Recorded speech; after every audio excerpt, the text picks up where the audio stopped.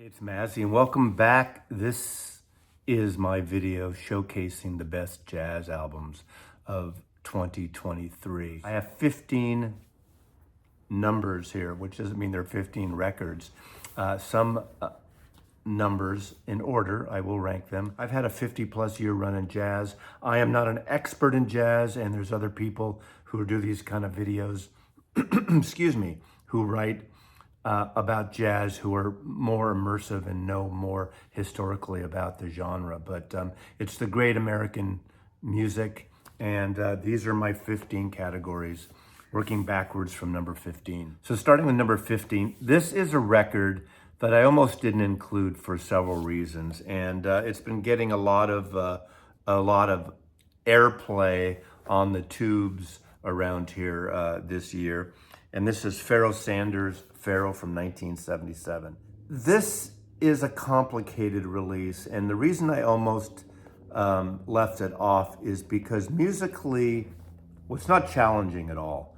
It's, some would say, very serene, very moody, almost smooth jazz. And this is by Luaka Bop, the David Byrne label that does a lot of world music and some really interesting releases over the years.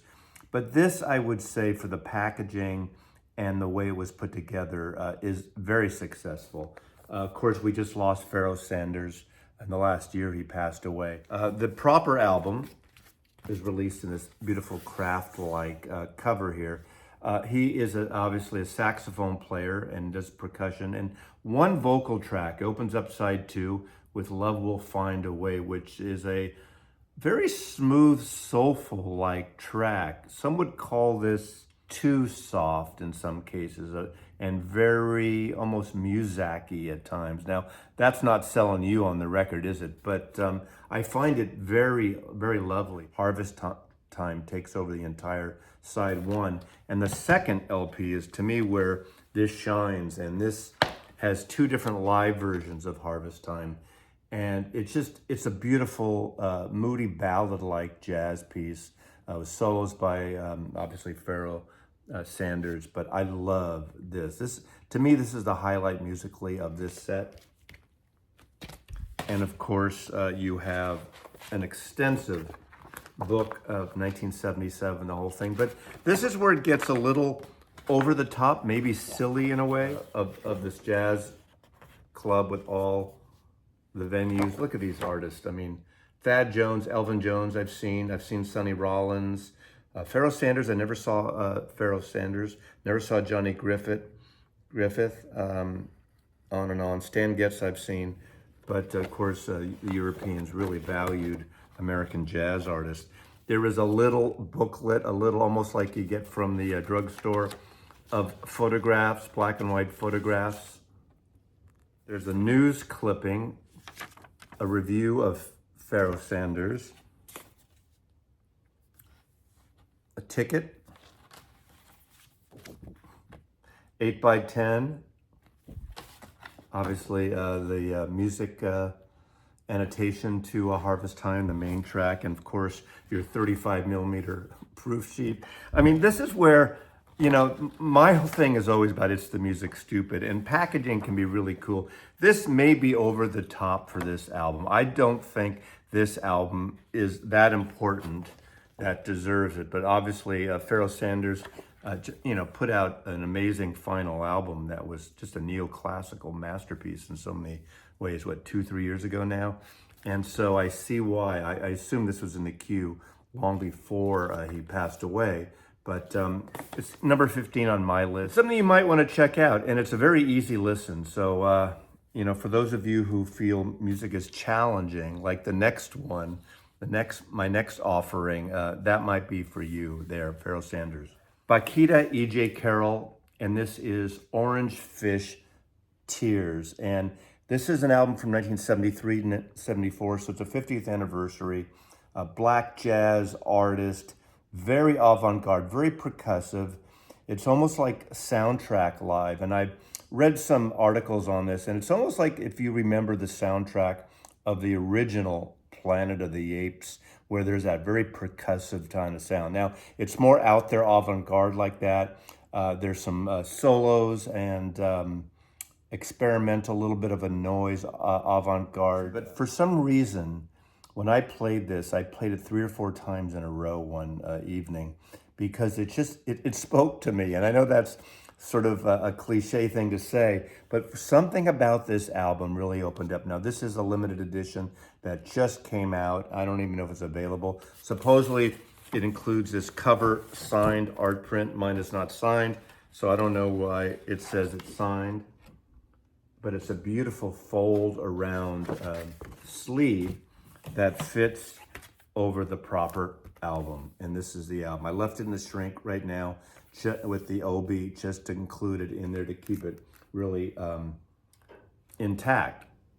Bakita EJ Carroll, Orange Fish Tears. On the avant-garde side, on the almost like an oral sound effects sensation, almost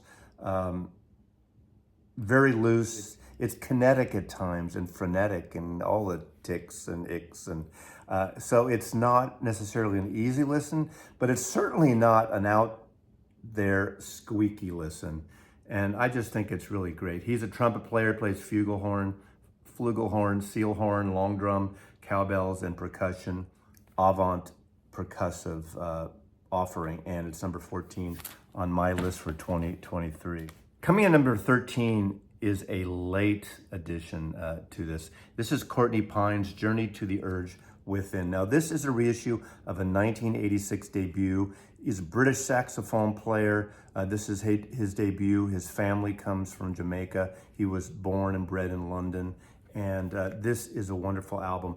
All but one track was produced by the great producer, Michael Cascuna, who ran Blue Note for some years in the United States. And this has a great modern sound for 1986. Very influenced by Sonny Rollins, Coltrane, but I think he sounds more in the Rollins area of things. There are some vocals on this. I think 3 tracks maybe have vocals, and 2 out of the 3 tracks, it's almost like scatting. It's not lyrical. 1 track is lyrical. This sounds really good. Just came out. I don't know how limited it is.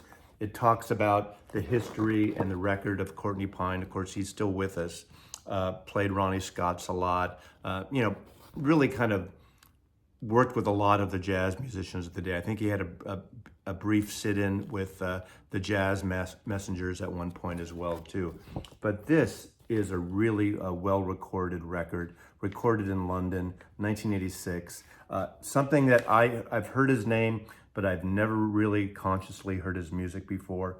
But this is a fabulous issue. Obviously beautiful cover art, well-pressed, well-mastered, and just good music. It does have a couple of covers. There's Horace Silver's Peace and Wayne Shorter's Dolores, which I believe that was on Miles Smiles' album, the original version of that. And all but one other song are originals by Courtney Pine. So coming in number 13, Courtney Pine. Coming in number 12 is from Sam Records, and this is Donald Byrd and Bobby Gaspar Can, or Con, depending on your pronunciation, 1958. Now, Sam Records is one of these great new reissue labels, and what's great about Sam and unique about Sam, they're putting out records that have only originally, if they came out before, came out in France in the 50s and the 60s. In my best of reissues, I included their Big Bill Brunsey blues thing. Most of their releases are jazz. Now, there are 2 new jazz records coming out, basically archival reissues coming out that I have on order, haven't arrived yet. So I'm sure I could have included more from Sam Records this year. You have Donald Byrd on trumpet on this one. You have Walter Davis on piano, Doug Watkins on bass, and Art Taylor on drums. A fantastic early youngster of a Donald Byrd here recording, and I have several of the Sam recordings of Donald Byrd. I usually order them directly, but there are other outlets in the States occasionally that have them, but I order directly when I save up a couple of titles so they can ship them somewhat reasonably. But his stuff is so well made with the full back European style jackets and well pressed and just beautiful music. Love this record. So that's coming in at number 12. Now coming in at number 11, this is where I'm kind of cheating because these are some record store day issues that I got this year, and I put them in a package. And I hate to put a package of jazz records together, but there's certain things I like of one and more of another one. And some of these, or I don't know if they're all of these, but some of these are curated and produced for the recording by Zev Feldman, the jazz detective, but they're on Resonance Records and Elemental Records, and obviously the jazz detective moniker. And first I do want to start with this one because last year volumes 1 and 2 came out, the earlier years at the Penthouse. This is Emerald City Nights, live at the Penthouse, 66 to 68 by the great piano player Ahmad Jamal. I love this trio of records, all double records recorded at this long gone Seattle jazz club. Beautiful sound. These were recorded for radio broadcasts at the time. And it's just really a beautiful record. One of my favorites of that just came out this time, and this was on Resonance, and this is Wes Montgomery, the great guitarist with the Wynton Kelly Trio. I love this record. This is a triple open up gatefold, trifold, I guess you would call it. That is a spectacular release.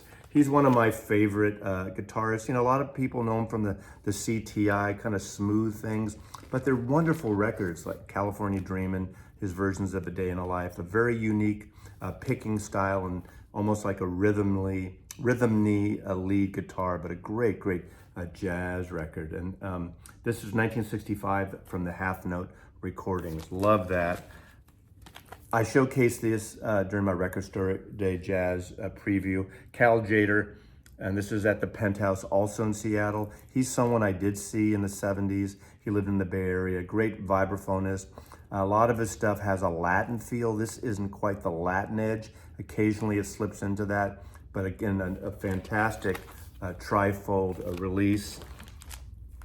And then there's, I hate to say the obligatory because it sounds like I'm cheaping them, but I'm not. This is Bill Evans' Tale live in Copenhagen. Fantastic sounding, and this time it's a single LP. This is on Elemental, and this is also produced by Zev. And of course, maybe this one was not, but this was a surprise to me. Chet's Choice, it's basically Chet Baker playing with Philippe Catherine. I was not familiar with his guitar playing, and I know he's played with other jazz guitarists, but this is a wonderful release. So those are the Record Store Day Zev Feldman Jazz, and I'm putting those in a category coming in at number 11. Now coming in at number 10, I did a whole feature on this record, and I included it even though you can get so many versions of this. This is a amazing version of Something Else by Cannonball Adderley.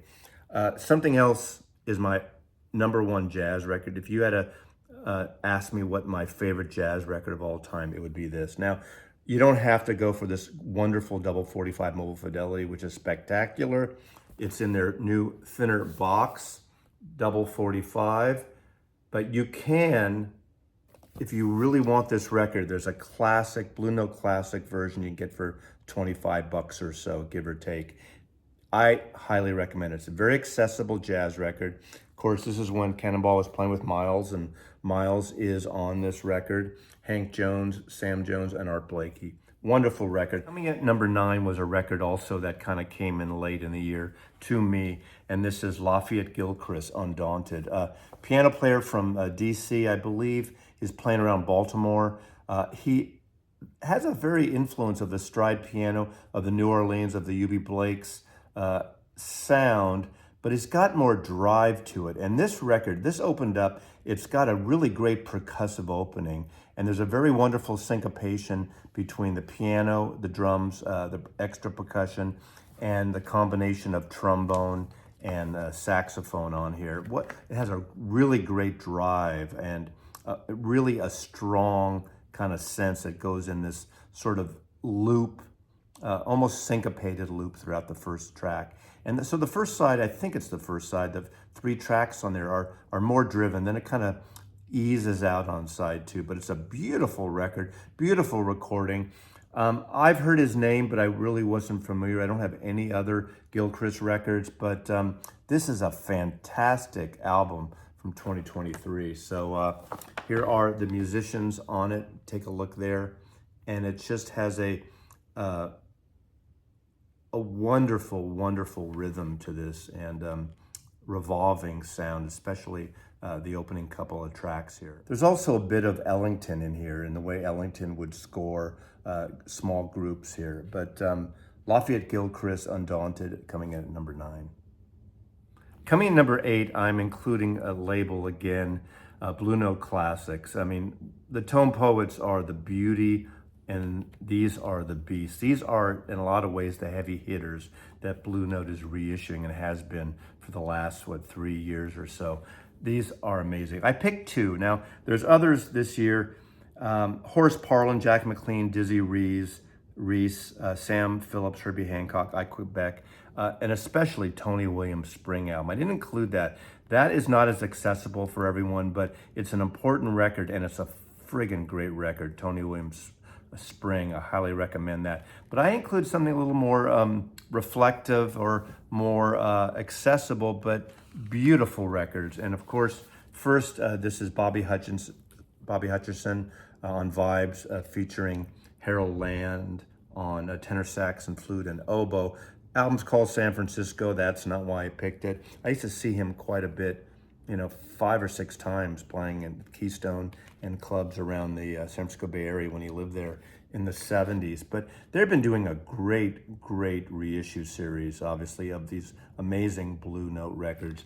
This was originally from I think it was 1970. This came out, 71.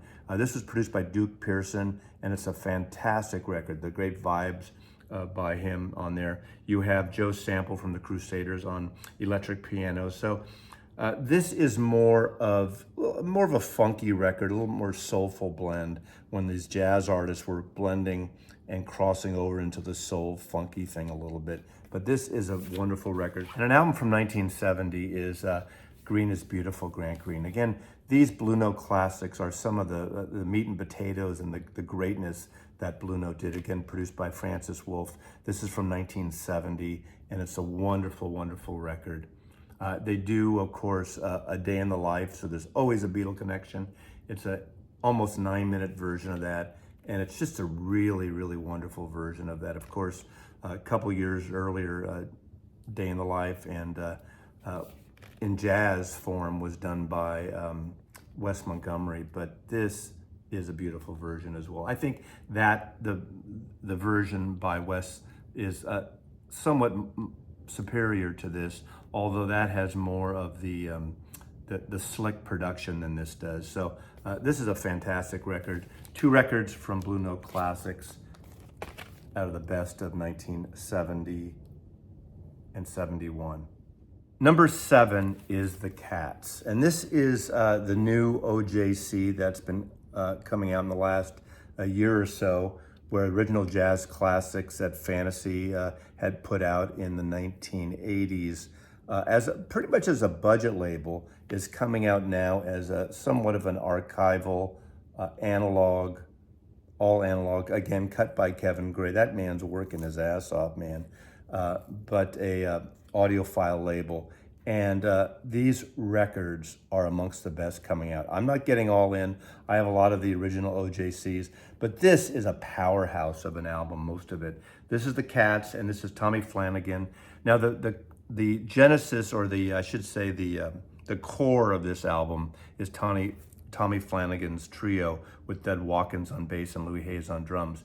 And they do one song alone, How Long Has This Been Going On, a standard. But then the rest of the 4 songs adds John Coltrane, Kenny Burrell, and Idris Suleiman on trumpet. And it's really a beautiful record. I can't express enough the wonderful sound of this record, the musicality of this record, the interplay of them, but adding that to this, this chord. I mean, the Flanagan trio was, they had played around quite a bit, but OJC is putting this out. These are put out by Kraft Records, and Along with Blue Note, Kraft is one of the great labels putting out high quality jazz reissues as well as other types of things too. And actually I have a couple more coming up here because it's a fantastic label. So I applaud Kraft for putting this out. And I'm not sure if they're doing these monthly or bi-monthly.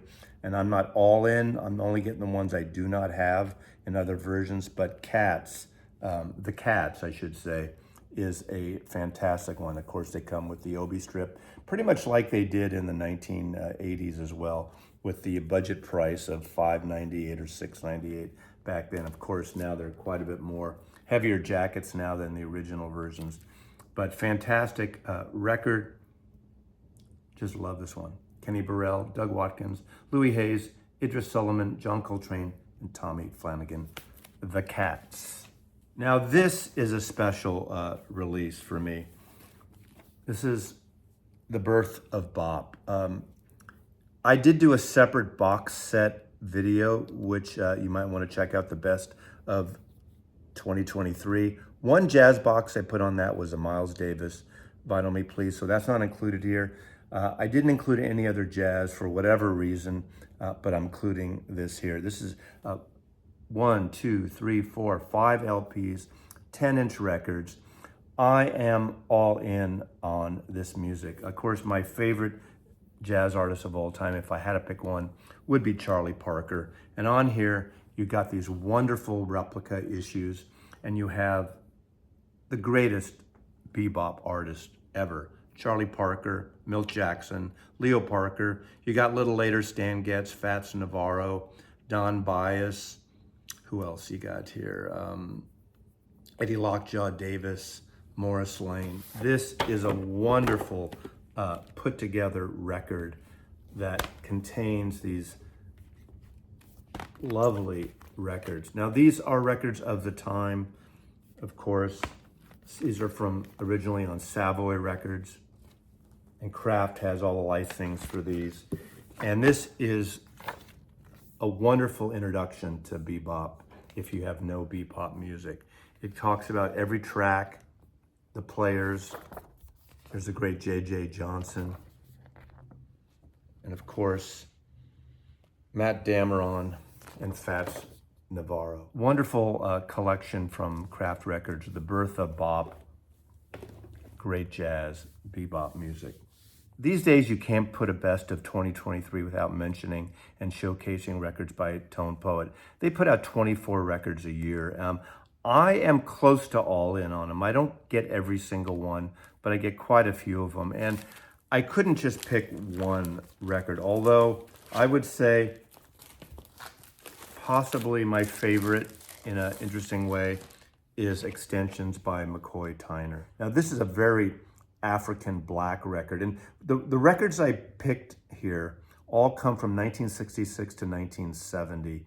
And a lot of these records are what I would call groovy, funky records in some cases. Either they're in that kind of hipster, funky, late 60s, 1970 party thing going on, with these great playing by tenor sax by Wayne Shorter on here. The thing that really attracted me on this is the harp playing by Alice Coltrane. All of a sudden, there'd be these great kind of jams and solos coming up, and syncopated rhythms and things.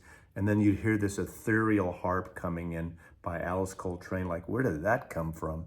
And in a good way, though, not distracting at all. But your ear does go to the harp because it's so unusual on these types of records. You also got Gary Bartz on alto sax, so you got that interplay between Wayne Shorter and Gary Bartz, Ron Carter on acoustic bass, and Elvin Jones on drums, obviously. Now, a lot of these records, obviously the Black Power movement in the late 60s and 70s with the urban, plight of African-American men especially, but in families.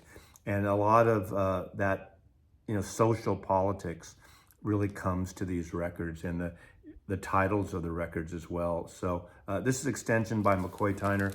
Also, a Tone Poet, one of my favorites that has, it really kind of plays on the psychedelic cover from 1969. This is Schizophrenic by Wayne Shorter. Again, a great funky kind of party record in so many ways. This has James Spaulding on alto sax, Curtis Fuller on a trombone. Anytime Curtis Fuller or there's a trombone on a record, and several of these records today have that trombone, which you don't always hear on the jazz combos, but it brings an added bottom to the bass on these. Most of the songs, in fact, all the songs on here are written by Wayne Shorter, except Kryptonite, the lead off on side 2 by James Spaulding. But you got Joe Chamber on drums, Ron Carter again on bass, and of course Herbie Hancock on piano. So you have 3 of the 5 members of the great quintet. Where was Tony this time?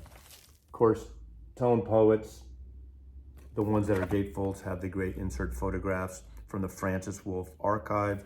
Extensions was not a gatefold. Now this one is one of my favorites, and I'm a big fan of the soulful jazz organ. And this is Big John Patton. He doesn't get a lot of mentions, a lot of love.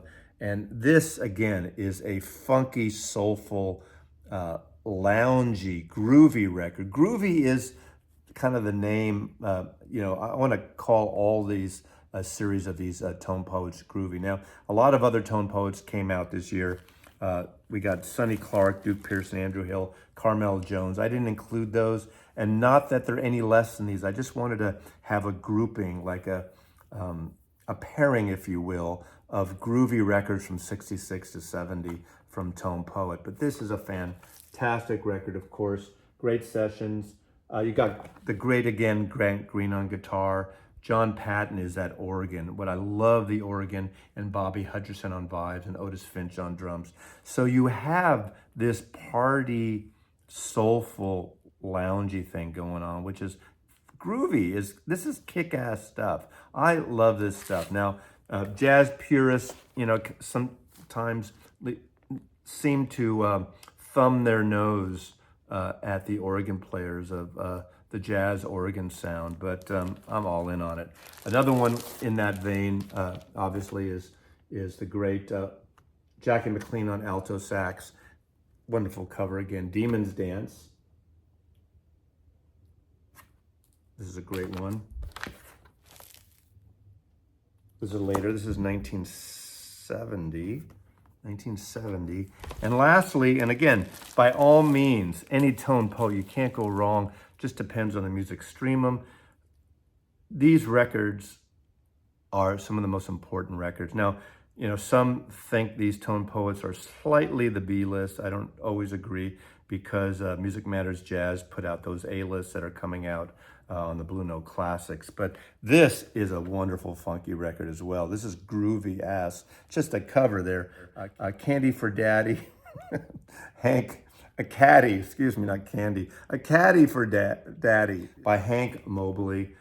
This is Lee Morgan on trumpet, Curtis Fuller again on trombone, Hank Mobley on tenor, McCoy Tyner piano, Bob Cranshaw bass, and Billy Higgins. I've been really into a lot of McCoy Tyner lately, and he's someone I feel fortunate enough to, I think I saw him 4 times at the Keystone. He's sort of like that great, the Led Zeppelin of piano playing. He's just such a powerhouse, and of course, he played with the Coltrane's group, but in the 70s, just what an amazing show. Amongst my favorite jazz performer in the 70s was McCoy Tyner. And I love this Wayne Shorter song. Even though Wayne Shorter's not on this tape, there's a song that opens up side 2 called Venus de Mildew. What a great friggin' name. Venus de Mildew. So Hank Mobley's kick-ass record, A Caddy for Daddy. And those are the tone poets, my offerings, my pairing of tone poets. There are many more. I call that number 5. Now, number 4, I almost didn't even include this record because it's such an, it's become this overplayed jazz record that everyone has, and every reissue label has put a version of this record out. I have a double 45 version in a huge box Analog Productions put out, and it's one of the great piano trios albums of all time. But I got this OJC, and I was friggin' blown away. This is Bill Evans. You all know that record. And if you don't have this record, you need to go right now and buy this record. I'm telling you. Obi Craft Recordings again. This is an OJC. Now I have the big, what is it, 11, 12, 14 LPs, multi-disc sets, Analog Productions put out. Now, that's going for $900 now. I didn't pay that. I got the earlier pressing that my friend Coffee Dave had sealed in his house for 5 years. And I said, what's that? It's Bill Evans sealed. I did a trade with him.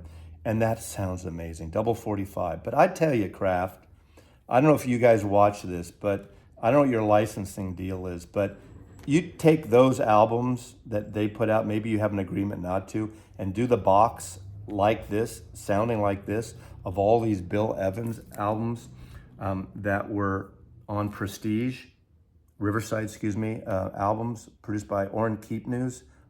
He produced this one? I think so. Oh my God. This sounds as good as that double 45.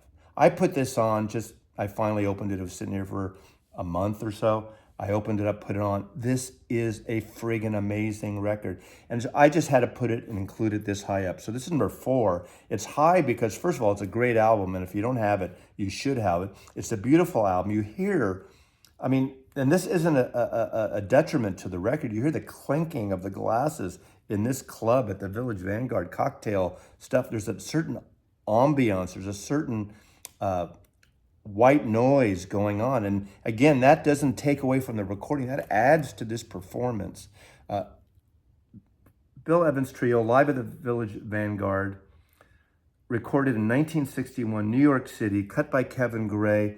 This is one of the best sounding records in my collection now. And I'm including it because go buy it. It'll sell out for a while. They'll probably, hopefully, repress it again. But don't, wait. Don't sit on it.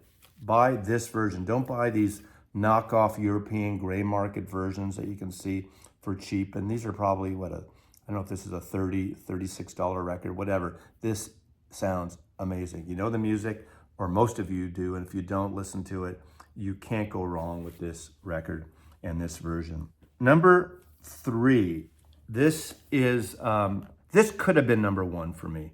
This is a new record that came out this year. And this almost doesn't fit in with all that traditional American jazz. This is Fire Orchestra. This is a 3 LP set, and this is called Echoes. This is on the fantastic Norwegian label Rune Gramophone. This blew me away. Now, Fire is basically a trio that's been around, I think, since 2009 out of Sweden, composed of Mats-Olof Gustafsson on saxophone, Andreas Werlin on drums, and Johan Berthing on bass. That's the core. But this is an expanded, this is almost like a full orchestra of up to 46 musicians on different things. And this is 3 LPs. I'll show you the LPs in a minute, but let me explain this or try to explain this, because there's so much going on in this. Like, it starts out almost like it could be like a Wilco record starting out. It's got this folky rock kind of mid-tone, small group thing, and then it explodes and with saxophone and more things. This is avant-garde. This is jazz. This is rock and roll. This is soundtrack scores like the neoclassical music of Ligeti. In fact, some of this reminds me, this could have been on the soundtrack of 2001, A Space Odyssey. Some of the music on there where it's surreal, it's spatial, it's free jazz, yet it's experimental. It's not congested like free jazz can be, or just claustrophobic and loud and squeaky. Some of it occasionally is like that, but I think this is a major accomplishment. 3 LPs, individually sleeved. Obviously, the great design of Rune Gramophone. All their covers are always amazing. And a wonderful slipcase of 3 covers. All the musicians, you're not going to read that, but those are all the musicians included on this. And this was mastered and put together by Jim O'Rourke. Jim O'Rourke is this sort of avant-garde rock and roll musician, producer, kind of from the Chicago music scene. He played for a short time, I believe, with Sonic Youth at one point in the early 2000s, maybe. And he does some amazing things. I think he kind of put this together very much like Teo Maceo did all the Miles stuff like Bitches Brew, where he got all the recordings and edited it and put it in a certain order and made it a great record. Now, of course, it's all the musicians that make this a great record. The title, Echoes, there's a bunch of versions. They call it Echoes, I See Your Eye Part 1, Echoes, Forest Without Shadows, Echoes, To Gather It All. So Echoes is basically on all the sides. That's like the main theme, the main title of this. But you get into this like wonderful multi-faceted rock and roll, jazz, neoclassical things going on. And it's a fantastic sounding record. And it's a beautiful record. And it's a challenging record at times, but not that challenging. So I highly recommend this. Fire Orchestra, the big orchestra on Rune Gramophone from 2023. This is number 3 on my list of the best jazz records of the year. Coming in number 2 is Hot House, the complete jazz at Massey Hall recordings. This is from 1953, an amazing session, amazing performance in Canada, in Toronto at Massey Hall. I am all in, as I said, on both Dizzy Gillespie and Charlie Parker. This is an important show. Charlie Mingus, Max Roach, and Bud Powell, the great bebop artists of the 40s into the 50s. This is a stunning collection. Kraft Records put this out. They did it again. Wonderful sleeve. It's a trifold again. I'll show you in a minute. But let me tell you about this. First of all, the disc 1 has the original quintet, Jazz at Massey Hall. Opens up with the great fun bit, Perdido. Goes into Salt Peanuts, and there's that wonderful Salt Peanuts by Charlie Parker and Dizzy Gillespie. And what's interesting about this, when they recorded this, it ends with the Gillespie pen tune, A Night in Tunisia, one of the great jazz classics of all time. But there were some issues with the recording at the time, although the recording sounds really good. Then there's disc 3, which has the exact same thing with the bass overdub. Now it's Charlie Mingus back in the day, overdubbing the bass, his bass parts, and it sounds friggin' fantastic. Both versions are great, but when you hear it with the bass, you almost don't want to hear the other one anymore. But it's really an amazing sounding record for the time, for 1953, for the recording at Massey Hall. It has another disc 2, side C and D, which has the rest of the concert that wasn't originally issued at the time. But this is an amazing bebop record. This is an amazing recording. I am all in on Charlie Parker and Dizzy Gillespie.